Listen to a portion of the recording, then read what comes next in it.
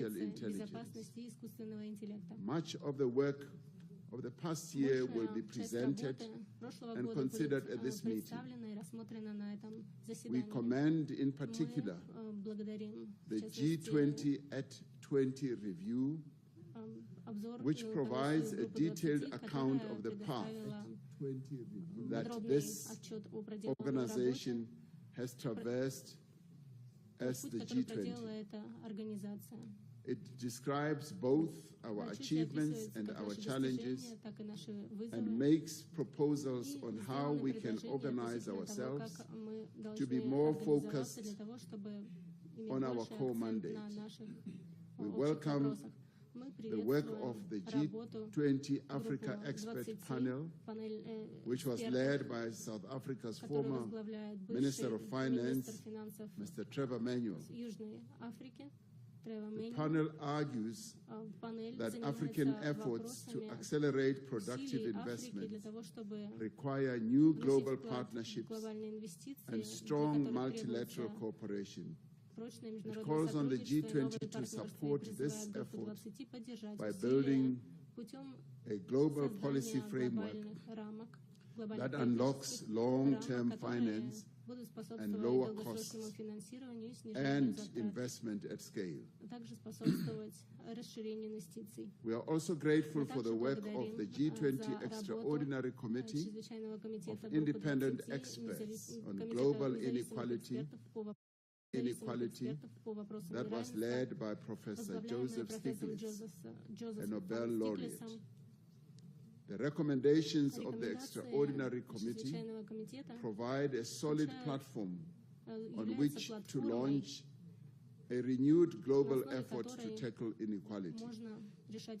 As this is the first G20 Leaders Summit to be held in Africa, it carries the hopes and must reflect the aspirations of the people of this continent and of the world. We should not allow anything to diminish the value, the stature, and the impact of the first African G20 presidency. This G20 Leaders Summit has a responsibility not to allow the integrity and the credibility of the G20 to be weakened. In fact, from this summit, we should have a sense that the G20 has been strengthened. We thank all delegations that have worked together with us in good faith to produce a worthy G20 outcome document for this historic leaders meeting. The G20 underscores the value of relevance, of multilateralism. It recognizes that the challenges that we face can only be resolved through cooperation, collaboration, and partnership. The adoption of the declaration from the summit sends an important signal to the world that multilateralism can and does deliver. It sends a message of hope and solidarity across the world. It tells the world that as the leaders of the G20, we will keep fast to our solemn pledge to leave no person, no community, and no country behind. With those words, I therefore declare the G20 Leaders Summit open, and thank you.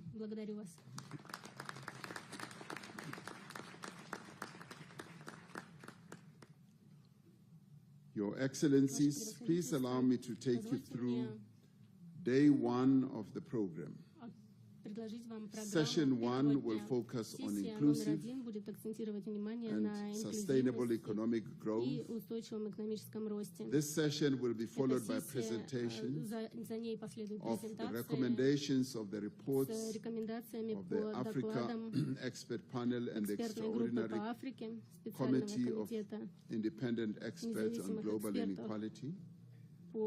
We will then have a working lunch, and this will be followed by a family photo. And I thank you for your attention and look forward to a fruitful discussion. Now, in discussions with a number of delegations here, there's been overwhelming consensus and agreement that one of the other tasks we should undertake right at the beginning is to execute the task that we have come here for principally, which is by overwhelming consensus to adopt our declaration. Now, I should precede this by remembering what a Roman philosopher called Pliny, the elder, once said. He said to have said, ex Africa semper aliquid novi, meaning out of Africa there is always something new. So something new always does come out of Africa. So with that, we would like, therefore, okay. I'm told that the cameras are still on. They should be off. I don't know why that is so.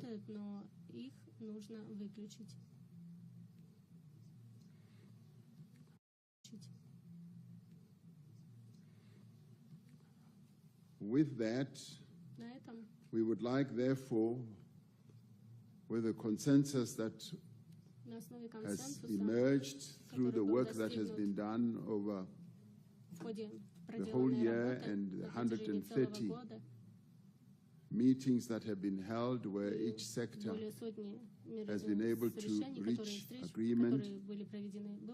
Would like, therefore, to put the proposed declaration as the G20 South Africa Summit, the Leaders' Declaration, to put it forward for your adoption.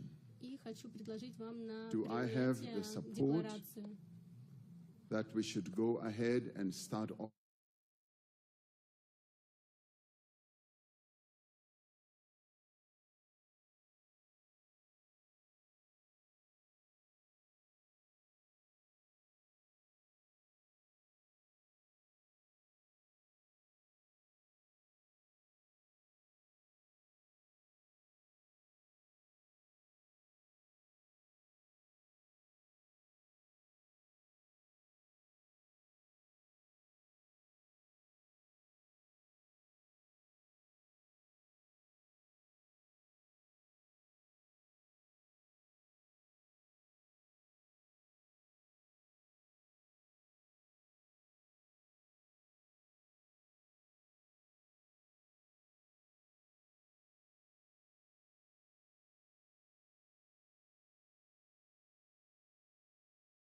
We have got to the point where literally anybody can build a fully working app without knowing how to code. This is Base 44. This is a first look at the current industry-leading AI app builder, and you wouldn't believe the kind of apps that people are creating. Smart nutrition apps, inventory trackers, onboarding tools, you name it. And if the only thing stopping me from making the app is the idea, then why not build an app that gives me endless app ideas? So let's make it. Pro tip, I draft the full app spec in ChatGPT, and then I drop the prompts directly into Base 44. It gives me super detailed structure. And here it is. Everything I laid out in detail as it goes. This is pretty awesome, but I want to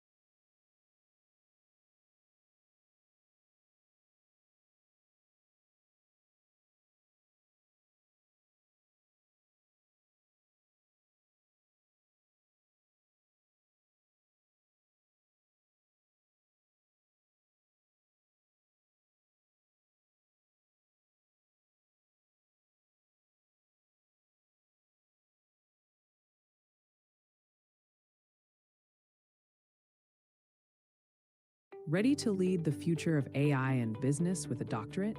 Join the Doctorate in Business Administration in AI and ML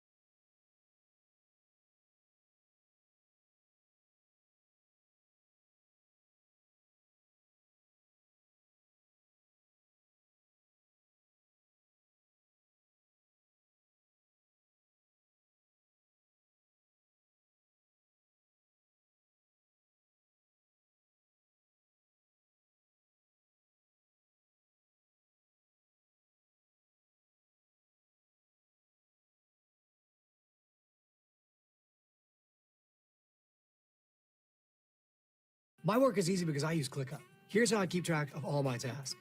I start by brain dumping everything I need to get done in a list view. Next, I set a priority and a due date to keep things on track. I create custom statuses to organize my progress exactly how I want it.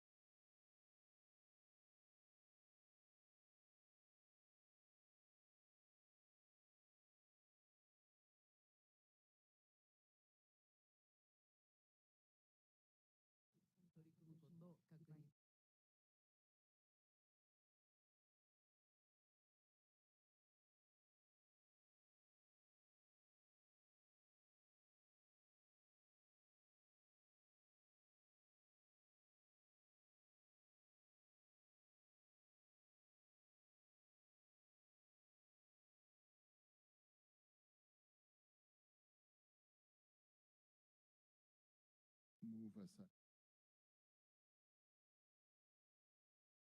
President of the Republic of Korea, Mr. Jae-myung, to take the floor. 네, 먼저 정상회의 준비를 위해서 애써주신 라마포사 의장님 감사드립니다. 인류의 일환 남아공에서 G20 정상회의가 최초로 열리게 된 점을 매우 뜻깊게 생각합니다. 대한민국은 이번 정상회의 성공을 위해서 적극적으로 협조하겠습니다.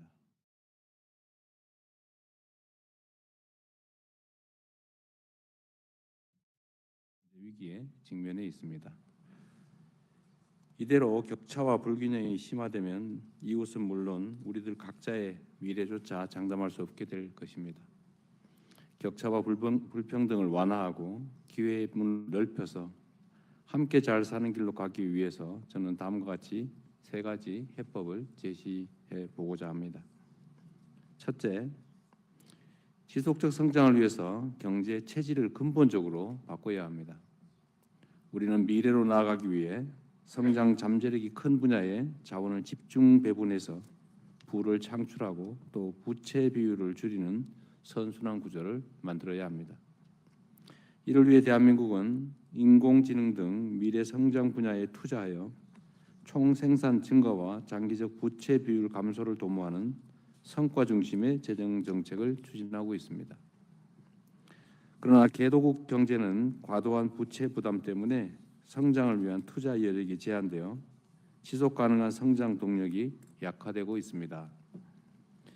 개도국들이 당면한 이 문제를 해결하기 위해 부채의 지속 가능성 강화를 위한 노력을 멈추지 말아야 합니다. 앙골라 대통령께서 말씀하셨던 지적이 타당합니다. 우리 대한민국은 이를 위해서 아프리카 협력 프레임워크 이행 등 G20의 다양한 노력에 적극 동참할 계획입니다. 두 번째로 성장 잠재력 제고를 위해서 예측 가능한 무역 투자 환경을 조성해야 합니다. 세계 무역기구의 기능 회복은 우리 모두의 이익에 부합합니다.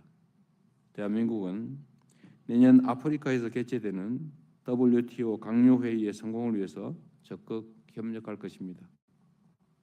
또한 대한민국이 선도해온 투자 원활화 협정이 내년 WTO 강요회의에서 공식 협정으로 채택될 수 있도록 노력하겠습니다.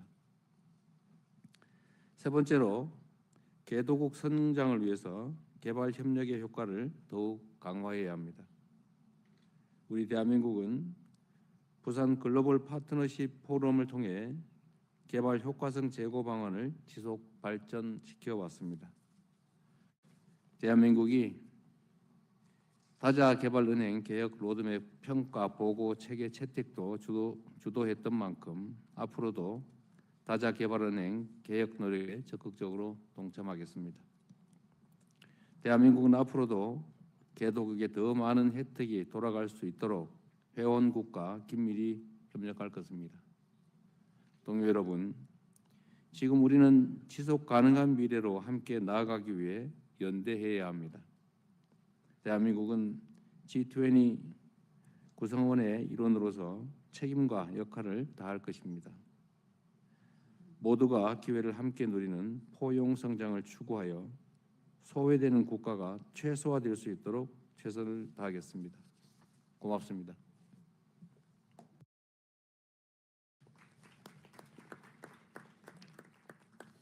Thank you very much, Mr. President. I now wish to call upon His Excellency, the President of the Republic of Turkey, Mr. Recep Tayyip Erdogan, to take the floor.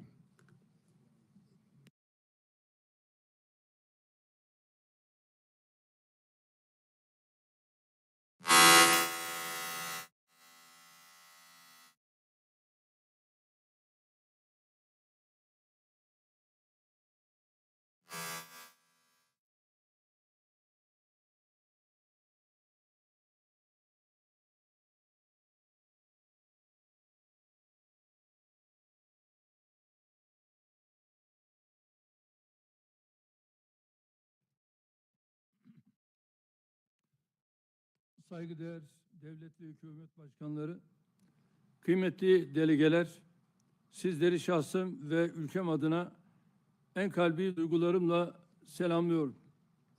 Gösterdikleri üstün kabul için Sayın Ramaphosa'ya şükranlarımı sunuyor, zirvemizin sonuçlarının hayırlara vesile olmasını temenni ediyorum. Artan korumacılık, yüksek küresel borçluluk, hızla yaşanan nüfus, rekabet baskısı ve jeopolitik gerilimler küresel büyüme görünümünü zayıflatıyor. Bu nedenle G20'nin sürdürülebilir kalkınmayı destekleyen ve kapsayıcılığı güçlendiren bir anlayışla işbirliğini daha da derinleştirmesi gerekiyor. 2030 sürdürülebilir kalkınma hedeflerinin esasını oluşturan kimseyi geride bırakmama taahhüdümüze rağmen bugün dünya genelinde her 10 kişiden biri hala aşırı yoksullukla mücadele ediyor. 2024 yılında %9 azalan toplam küresel kalkınma yardımlarının 2025'te %17'lere varan düşüşleri görmesi bekleniyor. Bu durum maalesef Afrika kıtası için çok büyük kayıplara işaret ediyor. Komşusu açken tok yatmayan bir anlayışın temsilcisi olarak üzerimize düşen sorumluluğu her türlü menfi koşula rağmen yapmaya devam ediyoruz. Resmi kalkınma yardımlarımızı 2023'te 6,8 milyar dolar seviyesinden 2024 yılında 7,4 milyar dolara çıkarttık. Ancak bu yardımlarla hedeflenen menzile ulaşmak imkansızdır. Özellikle en az gelişmiş ülkelerde yerel kaynakların harekete geçirilmesi suretiyle sürdürülebilir kalkınma için finansman modelleri geliştirilmesi önemsiyoruz. Bakınız, karşı karşıya olduğumuz sınamalar sadece en az gelişmiş ülkeleri değil, tüm ekonomileri etkisi altına almıştır. küresel finans krizi öncesinde ticaret küresel büyümenin en güçlü motoruyken kriz sonrası dönemde tablo köklü biçimde değişmiştir. 1987-2007 döneminde dünya ticareti yıllık ortalama %7 oranında artarken 2008-2024 döneminde %3'lere gerilemiş, küresel büyümeye katkısı belirgin şekilde zayıflamıştır. Bugün küresel ticaretin yeniden canlanması için daha köklü bir uluslararası işbirliğine, yeni politika araçlarına ve sürdürülebilir tedarik zincirlerine ihtiyaç duyuyoruz. Uluslararası ticaret kurallarının kalkınmayı destekleyecek biçimde güçlendirilmesini ve bilhassa Dünya Ticaret Örgütü'nün özel ve lehte muamele ilkesine bağlılığımızın teyit edilmesini mühim görüyorum. Kıymetli katılımcılar, bugün dünya genelinde toplam borçluluk oranı küresel hasılanın %324'üne ulaşmış durumda. Türkiye'de ise bu oran %89 seviyesinde seyrediyor. Bu görece düşük borçluluk düzeyi bize hem yapısal dönüşümü hızlandırmak hem de yatırımlar için ilave kaynak ayırmak için önemli bir mali alan sağlıyor. Ancak ne yazık ki düşük gelirli ekonomilerin çoğu bu imkana sahip değil. Bu ülkeler yüksek finansman maliyetleriyle daralan mali alan arasında adeta sıkışmış durumdalar.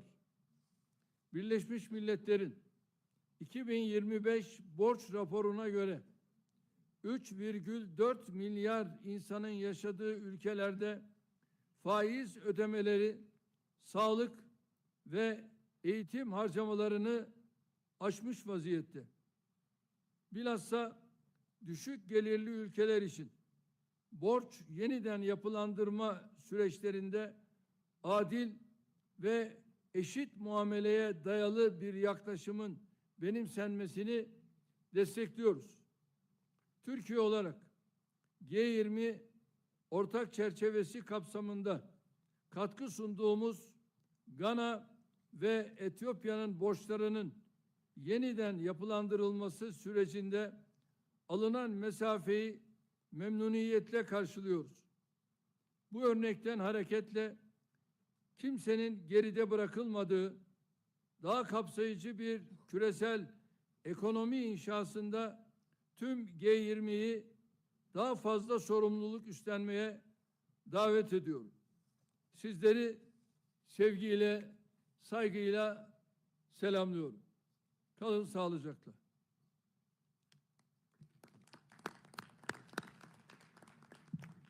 Thank you, President Erdogan. I wish to apologize that there was a system failure, particularly with Channel 11. We are now going to get a direct translation from the interpreter. Seemingly, there was a failure in synchronizing the speech with the translation. So we will allow the interpreter to interpret what President Erdogan was saying. Please go ahead. Distinguished heads of state and government, distinguished delegates, I would like to extend my warmest greetings to all of you. And I would like to extend my gratitude to President Ramaphosa for his kind hospitality, and we hope that the outcomes of this summit will bring positive results. I also would like to wish success to the United States of America, which will assume the G20 presidency next year. With issues such as rising protectionism, elevated debt levels, a rapidly aging population, and intensifying competition, in addition to geopolitical tensions, all of these issues are creating a major weight on global growth outlook. And therefore, in this vein, the G20 must further deepen cooperation with an approach that supports sustainable development and contributes to enhancing inclusivity. Despite our commitment to leave no one behind, which forms the core of the 2030 Sustainable Development Goals, today, 1 out of 10 people worldwide faces extreme poverty. Official development assistance in global level, which declined by 9% in 2024, is expected to fall by as much as 17% in 2025. Unfortunately, this situation points to substantial losses for the African continent.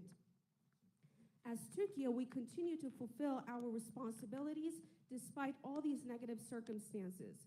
We increased our official development assistance from $6.8 billion in 2023 to $7.4 billion in the year 2024. However, it is impossible to achieve development targets solely over ODAs. We attach particular importance to developing financing models for sustainable development through mobilizing domestic resources, especially in the least developed countries. And let us be clear, current challenges affect all economies across the globe. Trade used to be the strongest engine of global growth prior to the global financial crisis. However, the situation has fundamentally changed in the post-crisis period. Between 1987 and 2007, world trade expanded at an average annual rate of 7%. However, during 2008 and 2024, this slowed to around 3%, significantly weakening its contribution to global growth. Today, reviving global trade requires deeper international cooperation, new policy tools, and sustainable supply chains. Strengthening international trade rules in a manner that supports development, and in particular to reaffirm our commitment to the World Trade Organization's principle of special and differential treatment, is very crucial. Excellencies, the total debt to GDP ratio now stands at 324%. In Turkey, however, this ratio is at 89%. This relatively low level of debt provides us a valuable fiscal space to accelerate structural transformation and also allocate additional resources for investment. Unfortunately, most low-income countries do not have this advantage. These countries find themselves squeezed between elevated financing costs and severely constrained fiscal space. According to the United Nations 2025 World of Debt report, in the countries home to 3.4 billion people, interest payments now exceed total spending on health and education. We support applying fair and equal treatment in debt restructuring processes, particularly for low-income countries. As Turkey, we welcome the... This is your brain when you're struggling to focus. And this is your brain when you're in the zone. But getting in the zone and staying there. Under the G20 Common Framework. Drawing on this experience, we call on all G20 members to assume greater responsibility in constructing a more inclusive global economy where no one is left behind. Thank you. Thank you. Thank you, President Erdogan. We apologize for the failure of the system there. I now have the opportunity to call upon His Excellency, Sir Keir Starmer, the Prime Minister of the United Kingdom of Great Britain and Northern Ireland. Well, President Ramaphosa, let me start by thanking you for hosting us here, the first G20 on African soil, which is a proud moment for South Africa, but one that, in my view, is long overdue. So let's make this summit count.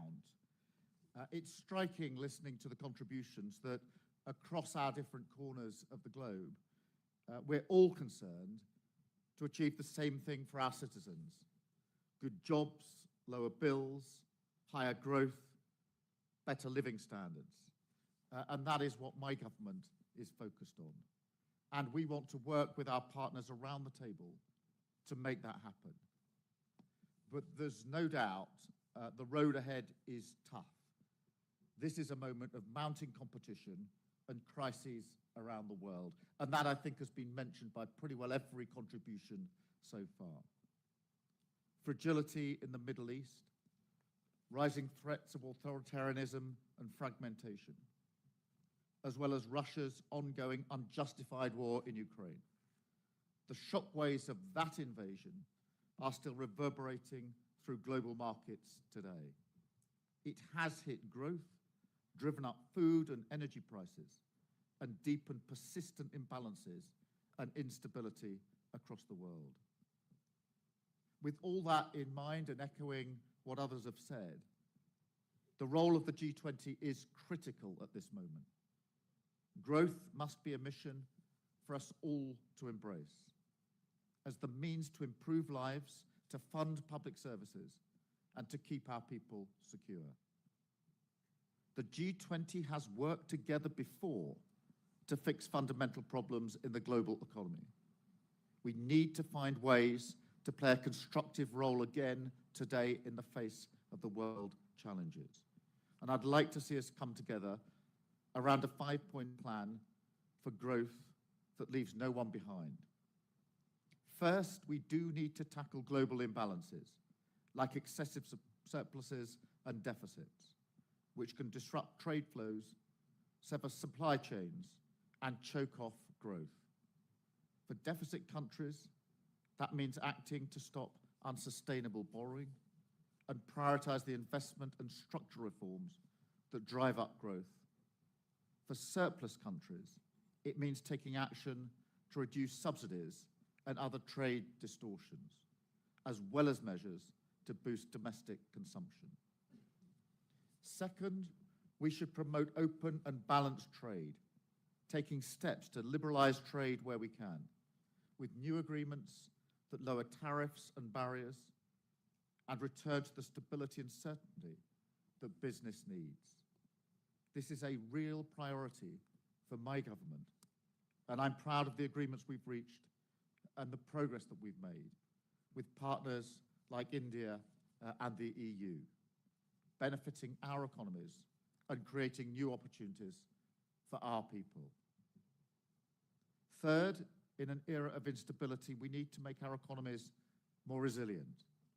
In the UK, this means an unshakable commitment to fiscal discipline. And it means investing in growth in critical areas like clean energy production. We want to work with partners around the world on this to protect us all from future energy shocks. And we want to act together to secure vital supply chains, including for critical minerals. Fourth, we need to reform the international rules-based system so that it's fit for the modern world. We need to work together to ensure organizations like the WTO are more able to be agile with new rules to meet modern challenges like environmental and digital trade, and better and more flexible decision-making processes so that those who want to make progress can get on and do it. Finally, we do need to work together to tackle the unique challenges facing emerging economies, especially in Africa, whether it's the growing debt burden or the financing gap for the Sustainable Development Goals. This G20 is the moment to respond to these structural challenges and to deliver more stable and resilient finance. We're working on that through the London Coalition on Sustainable Debt. We need to go further under the G20 Common Framework to make debt restructuring better, faster, and easier. And we need to crowd in more private capital. We're working with the industry to break down regulatory barriers in the United Kingdom, and we want to see multilateral development banks take more risk and partner more with the private sector in new, innovative ways to mobilize finance. AJ and I have been discussing this in some detail, and I think we agree there's huge potential for us to go further. For the good of all our people, it is time to make it happen. So let me thank you once again, President Ramaphosa, for your presidency of this G20. I wish the US the best of luck next year in 2026, and I look forward to taking forward the agenda during our presidency in 2027. Thank you.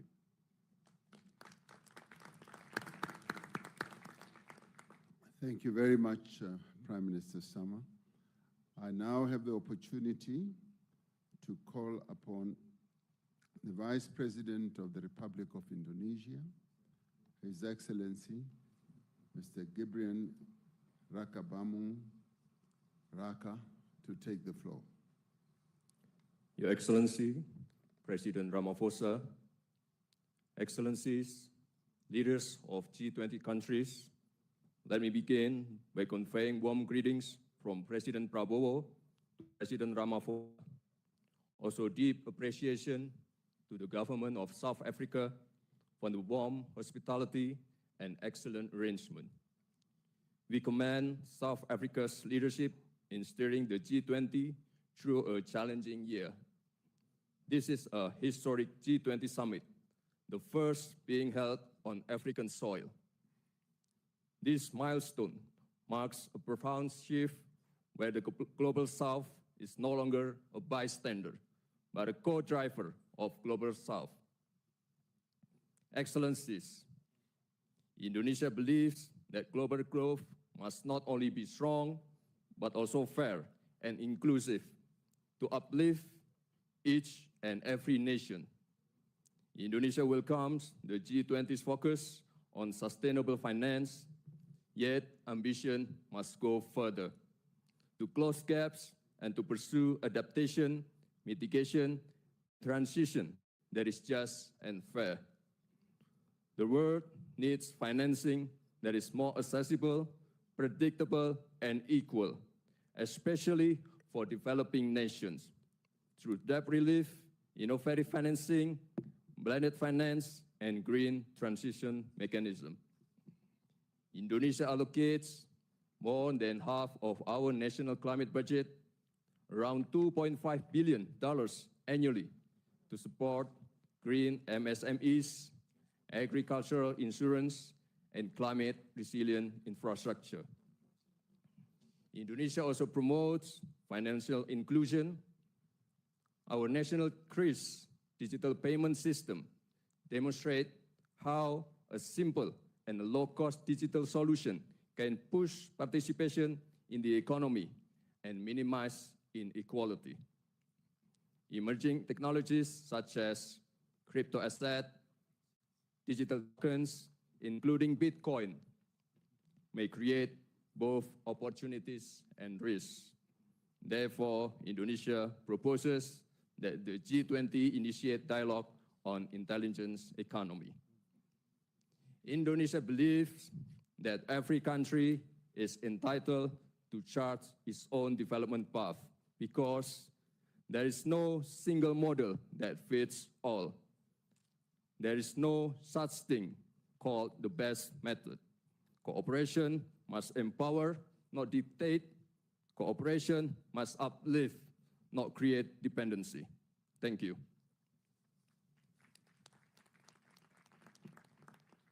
Thank you very much, Vice President.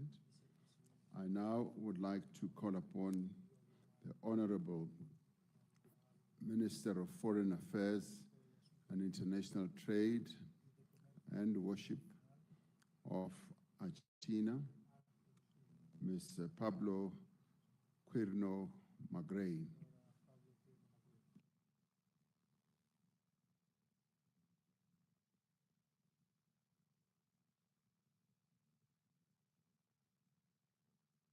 Oh, Mr. Thank you.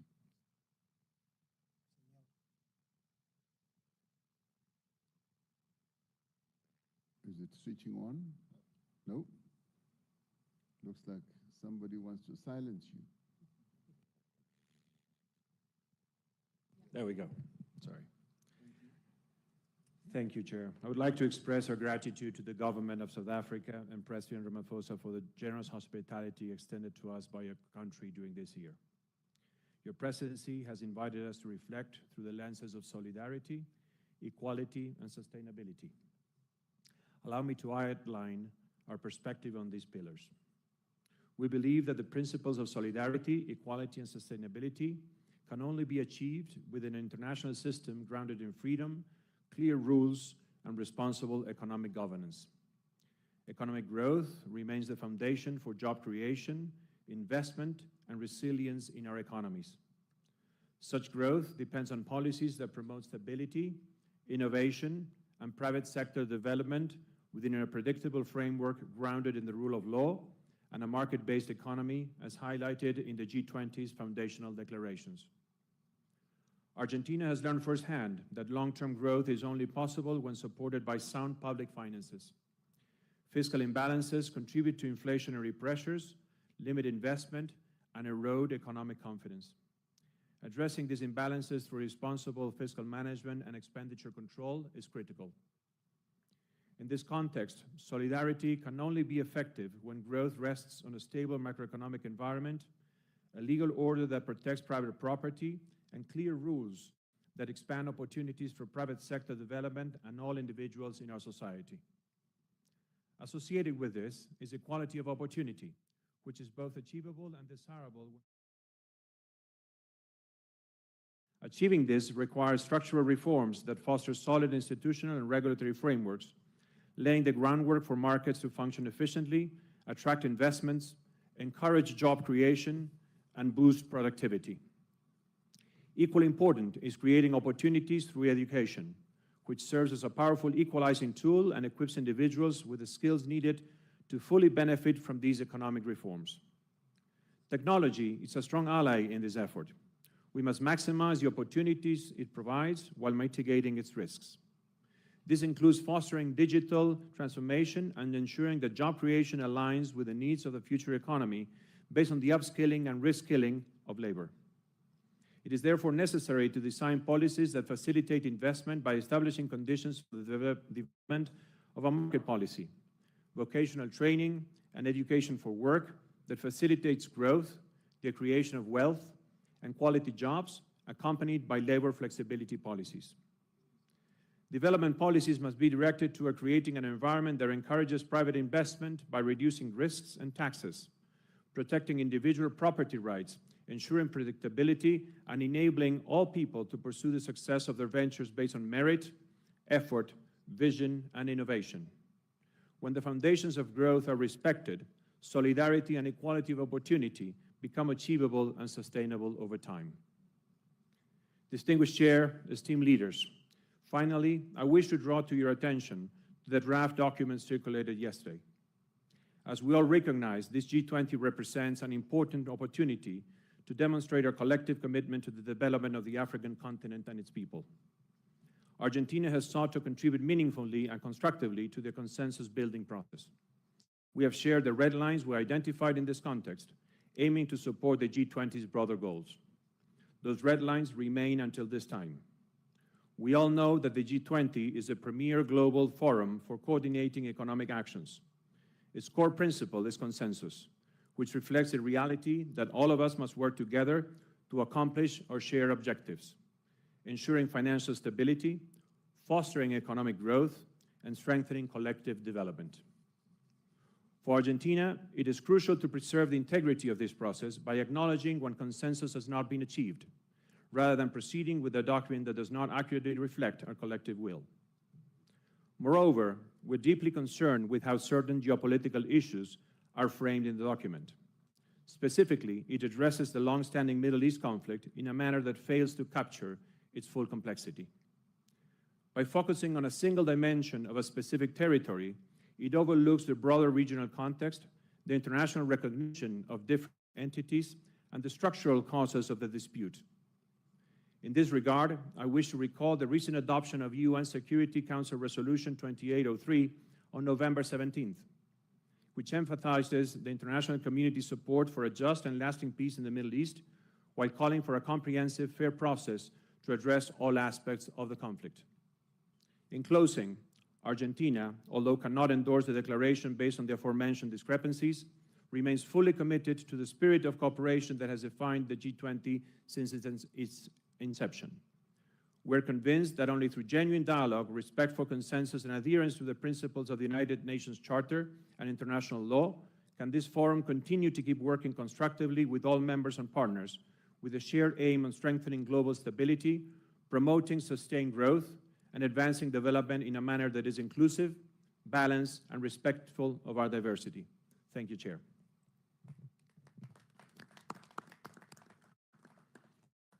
Thank you very much, Minister. We note with deep respect the views